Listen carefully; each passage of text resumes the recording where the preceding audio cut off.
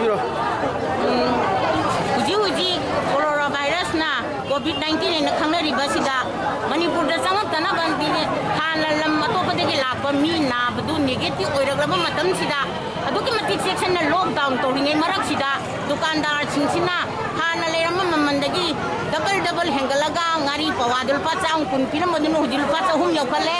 morok pa chani yang piram modun pa chaunga yoksale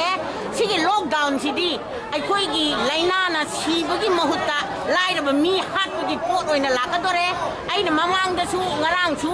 osida haigrabani pot yomba matamda distancing thambiyu hayeng bazar ka ba matamda aduga loina na maman yam na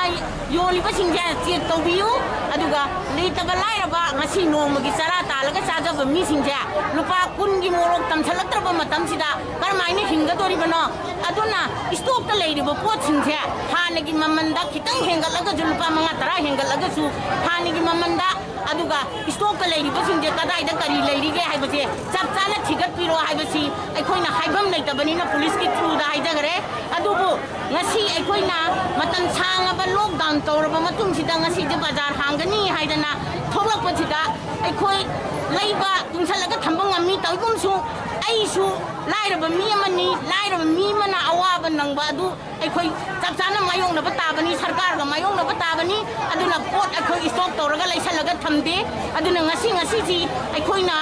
morok natraga ngari leiba changu ba matamda natraga alu leiba changu ma matamda alu kiji de lupani yang khayok sale adudagi tilhau janam lupani yang khay piram baduna humra yok sale